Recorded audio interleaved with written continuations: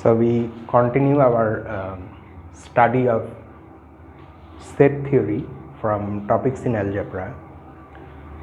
So having proved that proposition in the previous video, let us now look at any arbitrary family of sets and union and intersection of such families.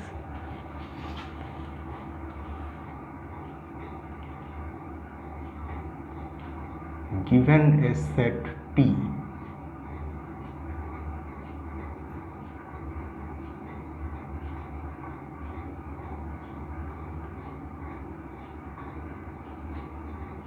we say that T serves as an index set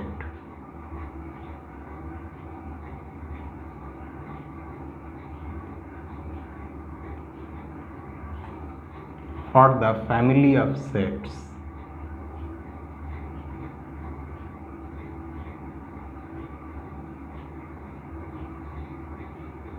A alpha if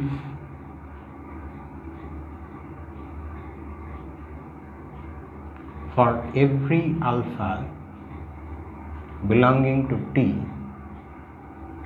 there exists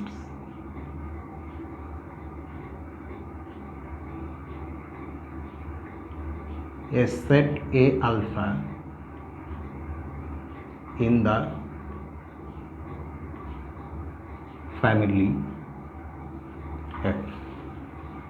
That is, if we are given a collection of sets such that there is some set T which can be used to label or index the sets in that collection, in this sense that for each alpha in T there is a set A alpha in the collection, then what we are doing here is that we can regard T here as a set of labels or names that we are using to name the sets in this collection.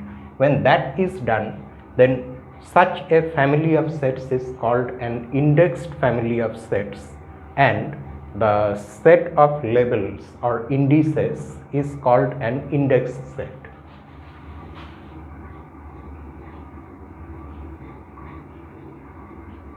We call F an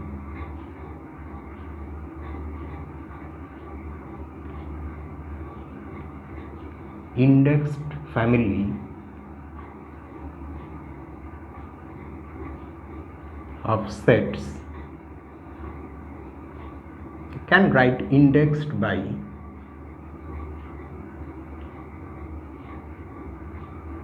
T.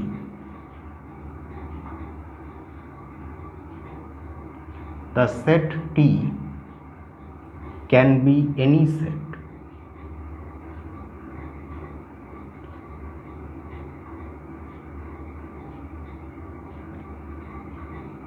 Finite or infinite. It really depends on how we want to index the family of sets. On that, the choice of T depends on that. Very often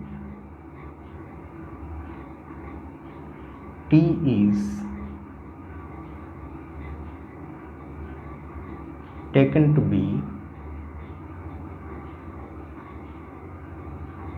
the set of all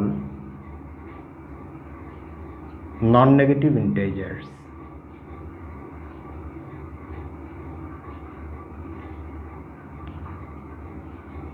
but we repeat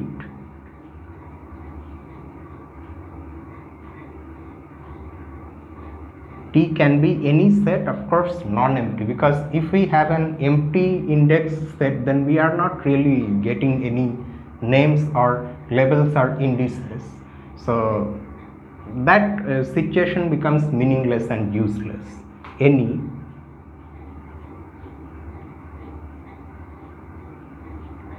non-empty set.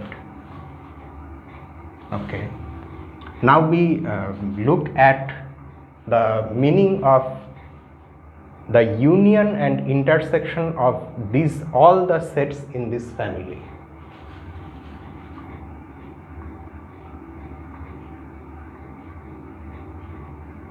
The union of the sets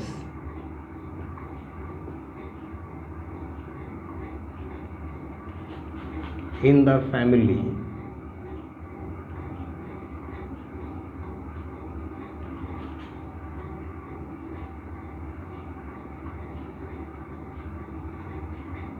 is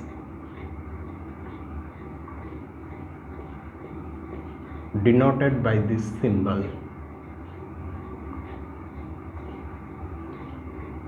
That is, it is the union of all the sets A alpha, where alpha varies over the index set T, and is defined to be this set, the set of all elements x such that x belongs to A alpha for at least one alpha belonging to T. In fact, those of you who have already gone through the last video on real analysis, there we were discussing the axiom of union. They would recognize this as just the union of this index family that we had there. Okay. Just like that,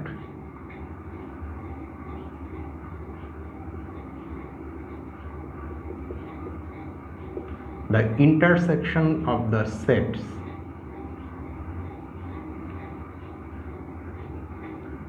in this family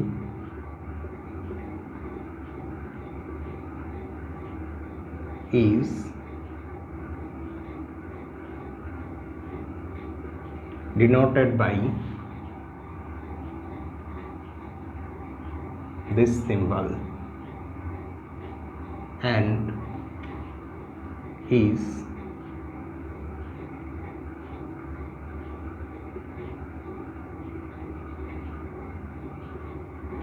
defined to be the set of all elements x such that x belongs to A alpha for all alpha belonging to T. So looking at the definitions of this union and intersection of an indexed family, you can see that the union consists of those elements which are in at least one set in the family, and the intersection consists of those elements which belong to all the sets in the family. So that is the difference between union and intersection.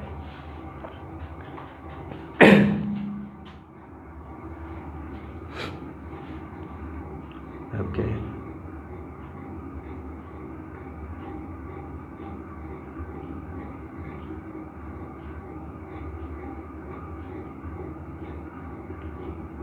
The family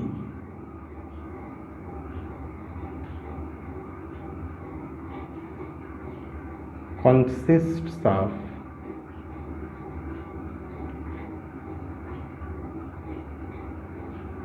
mutually disjoint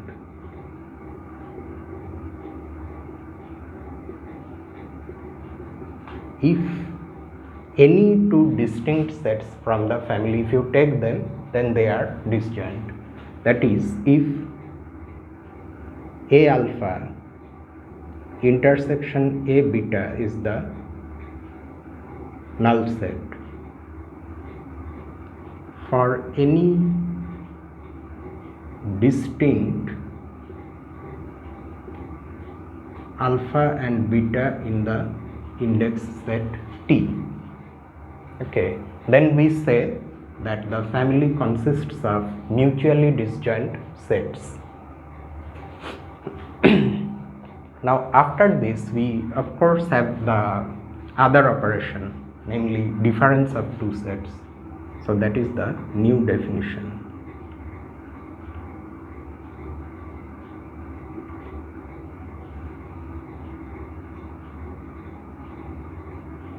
given sets A and B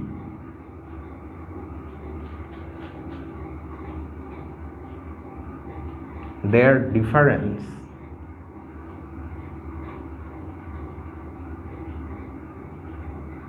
A minus B is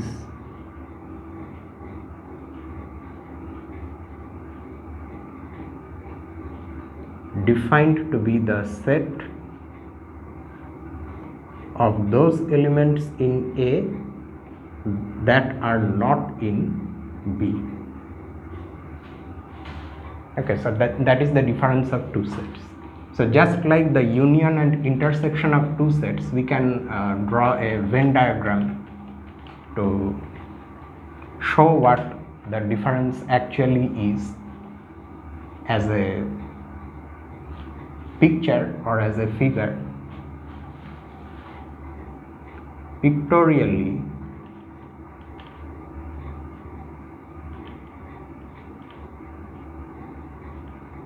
A minus B is as follows.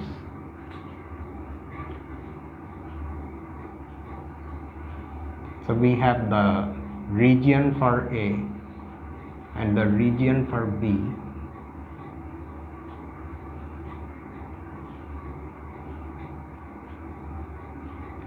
So by the definition, this set consists of those elements in A which are not in B. You see, among the elements in A, some elements are only in A. I mean, are in A only but not in B. Some elements are in both A and B. Okay, so we have to ignore those elements which are in both A and B and consider only these elements which are in A only. So pictorially, this is the difference A minus B. Just like that, you can define B minus A also. That will be the set of those elements in B that are not in A. And then there are, of course, these two properties that this difference operation satisfies. Note that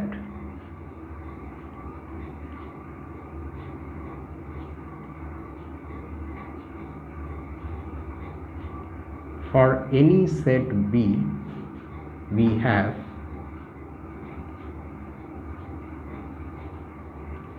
A is equal to A intersection B union A minus B. Also,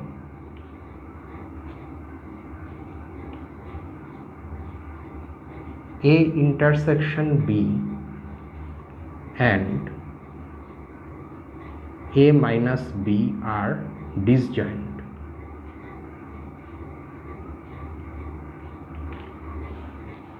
It's pretty easy to prove these things, but let us just sketchily go through the proof. I'm not going to write many things, just I'll tell you why the proof is, why the properties are true. You see, pictorially we can clearly see why it is true. A intersection B is this much, the common portion. A minus B is this portion. So their union is the entire A. And these two things are disjoint. There is no common element between this region and this region, which we can of course see, but this picture is not a proof, simply because, okay, we get to hear this often that we cannot use a Venn diagram as a proof. But why? The reason is that when we are drawing a picture like this on a two-dimensional plane, we are inadvertently using many properties of the plane itself. So we cannot neglect the fact that we are using properties of plane. There are many things, okay, here that we are unknowingly using. So we cannot hope to neglect those things and then say that we are proving the thing using only the picture in the most general way possible. No, that is not the case. whenever you have to prove some set theoretic identity, you have to do it logically using the definitions. So the picture is not a proof, it just aids in our understanding, that's all. Okay, so the proof goes like this. You see, one can clearly see that A intersection B and A minus B are both subsets of A.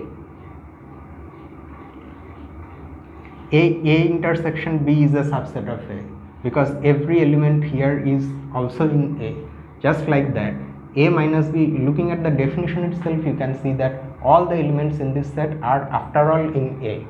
They are not in B additionally, but let's just forget about that fact for a moment, and we see that whatever X is there in this set, it has to be in A. So these two relations are true. So we have two subsets of A, so their union will also be a subset of A. That means A intersection B union A minus B is a subset of A. So this is one half of the proof. We have to also prove that A is a subset of this. To see why that is the case, you just look at the picture itself. You take any element in A. Suppose I take any element in A. That element is, of course it's in A, but at the same time there are exactly two cases. Being in A, the element can either be in A minus B or it will be in A intersection B. Why? Because any element in A is either in B or not in B. If that element is in B, then that element is in A intersection B. If that element is not in B, then that element is in A minus B. So any element in A is either in A intersection B or in A minus B. So it's in their union. So the reverse inclusion is also true. That is, A is also a subset of this.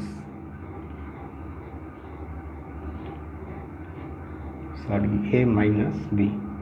From these relations you get equality. Just like that, you can prove that these two things are disjoint, that is, there is no common element. To prove this one, what you do, you suppose that there is a common element, then arrive at a contradiction. I am leaving this to you. Okay, it's very easy.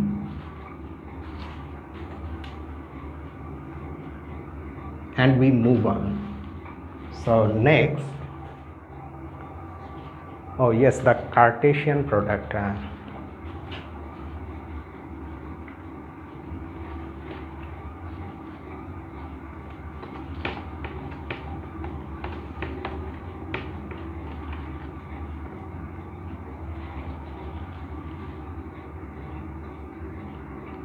Given two sets,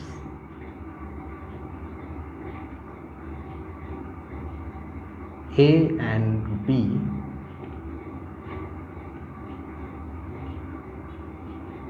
we define their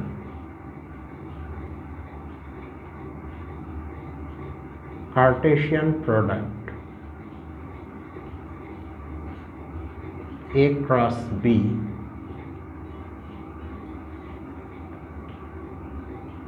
to be the set of all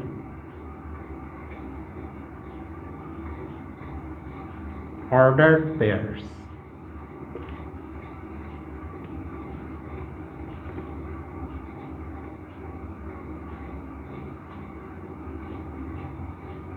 such that A is an element in A and B is an element in B. If you ask what is an ordered pair, then you have already come across ordered pairs when you drew graphs of equations like this in school, where you had to first of all form a table where there were x values and then you calculated fx values from the formula of the function that was given to you, and then you got coordinate pairs. Those coordinate pairs were then used to plot the points on a graph paper, and then those points were seamlessly joined, as best as you can, to draw the graph of the function. So there itself you encountered ordered pairs. So here we are talking about ordered pairs.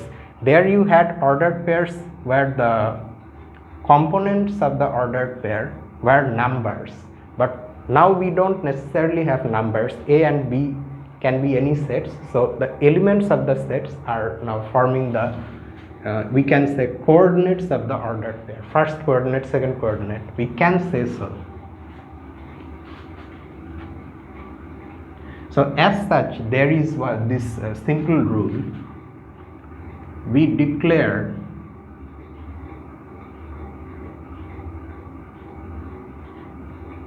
two ordered pairs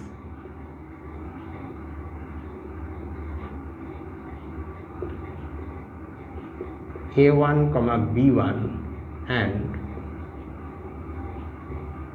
A2, B2 to be equal. That is,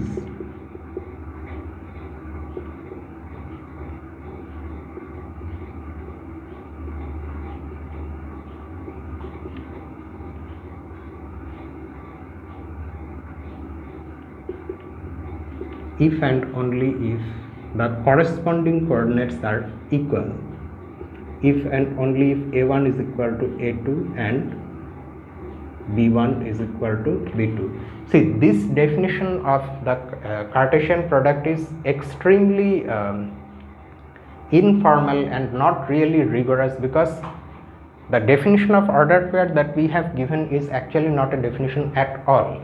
It is simply being assumed that we know about ordered pairs and that's all. But that is not a mathematical definition. In fact, an ordered pair can be defined only using the elements of set theory. But since we don't need those things here, so we are treating these things casually, just like this. This is enough for us to do algebra. But in our analysis video, when we get to the section where we are going to study ordered pairs, there we will see everything axiomatically. So their ordered pairs will actually be defined. Okay, so those things are there. So this is the Cartesian product, which probably you already know. Okay, now note that although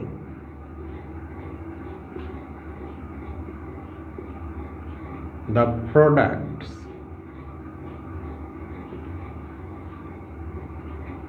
A cross B and B cross A are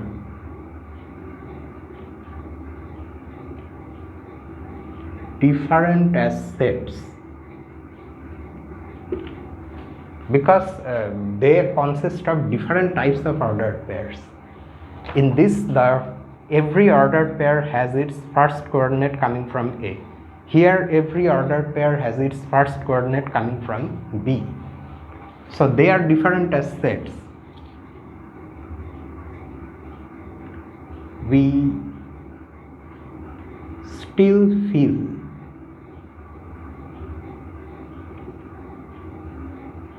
that there is some sort of relation between them. As sets, they are distinct, they are different, but we still feel that they are somehow related.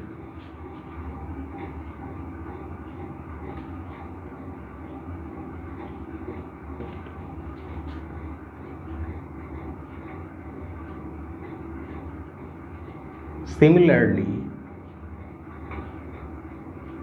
we feel that for three sets A, B and C,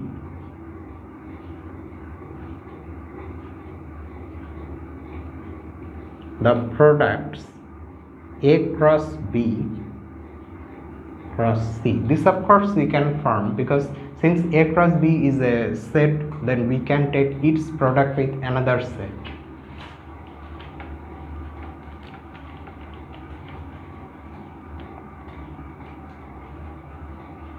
A moth has come inside. That is disturbing.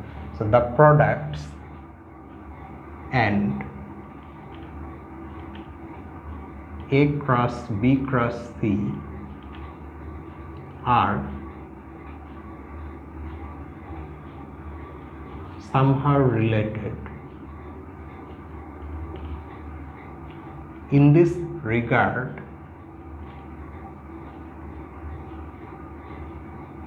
one can also consider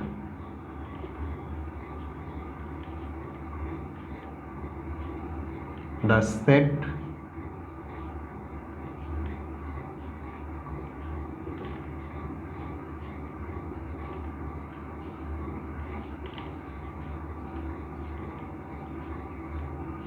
of all ordered triples of elements of A, B and C.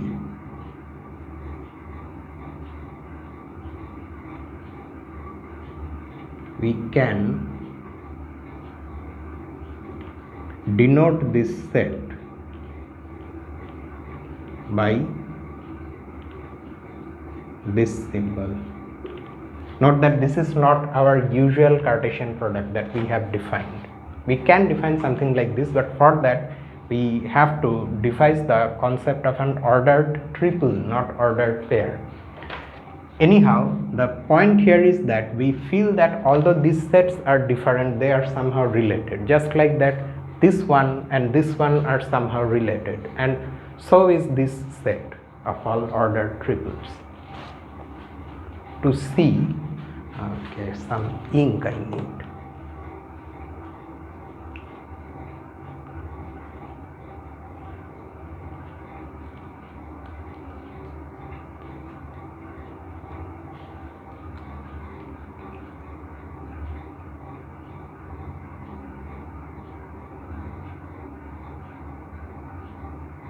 The bottle was knocked over, so I spilled some ink.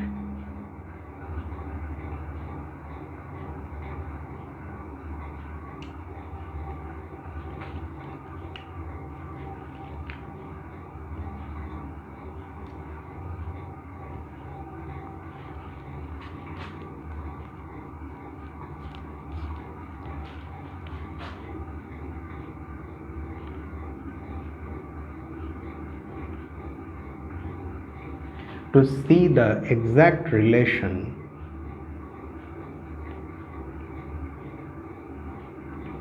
or the exact relations, we have to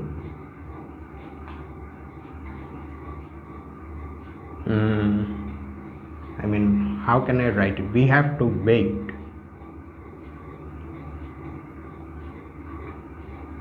for the notion of a one-to-one correspondence.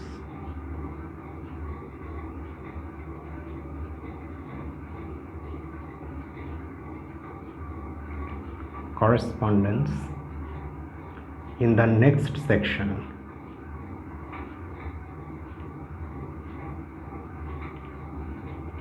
That is, there we will see that these sets, there is a one-to-one correspondence between any two of them, and as such they have the same cardinality. We will see these things, okay. And from this concept of Cartesian product, we can define the concept of a relation on a set. Actually, we can define the concept of any sort of relation between, among the elements of any number of sets, but right now we are interested in a particular type of binary relation, a relation between I mean, a relation is said to be binary if it links two different objects. Or what am I saying? I cannot speak properly today. A relation is said to be binary if it links two objects. If a relation links more than two objects, then it is its arity is more than two, that is ternary relation, or maybe a relation linking four objects. So we are primarily interested in a binary relation, that to a particular type of binary relation known as an equivalence relation. So let us see. In particular,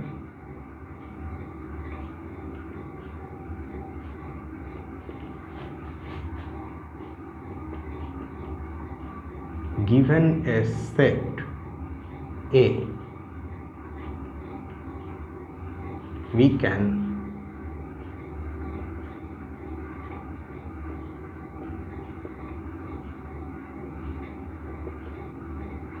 consider the Cartesian product of A with itself, A cross A. Note that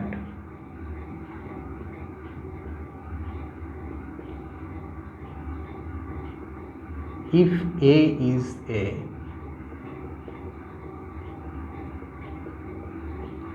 finite set having n elements,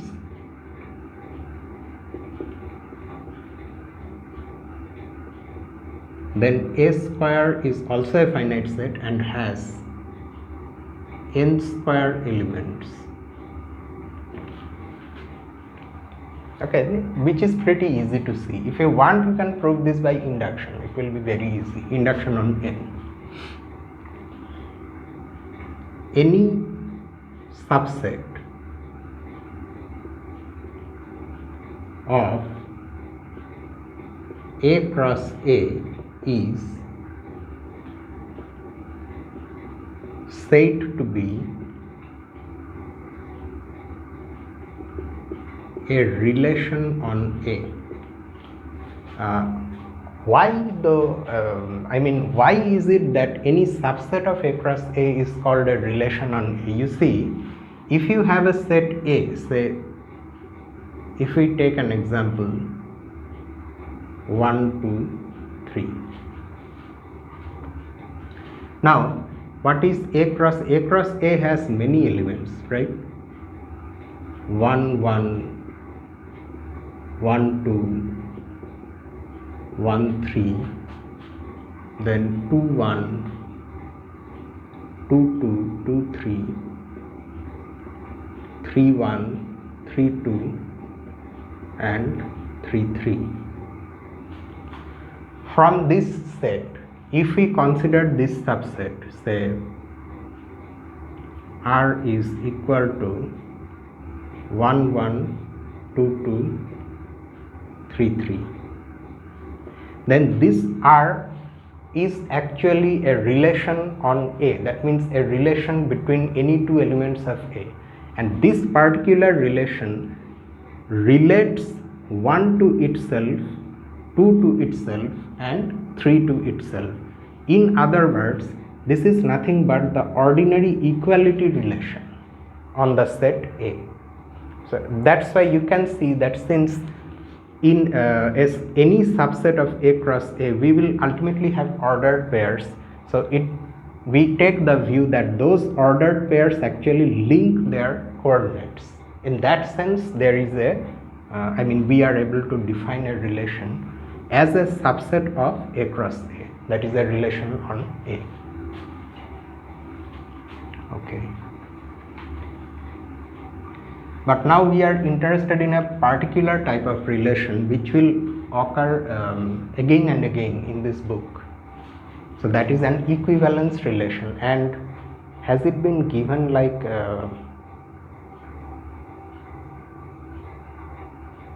no, not as a definition. Okay, let me write it in another paragraph. A relation, now that we know what a relation on A is, it's a subset of A cross A.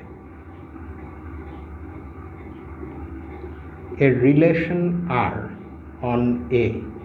When we say this, you have to understand that R is a subset of vector space. That's what it means. So a relation on R on A is called an equivalence relation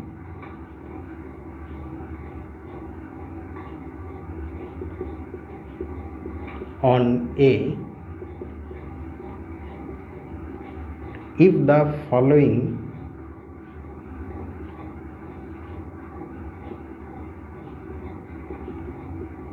conditions hold. The first one is, of course, your reflexivity. It says that A comma A must belong to R for all A belonging to R. The second one is symmetry.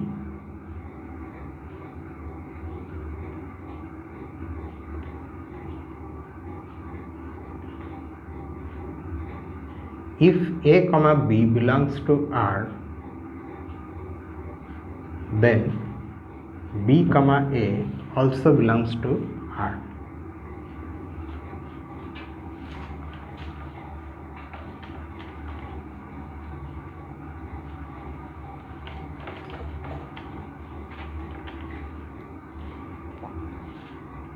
And the third one is transitivity.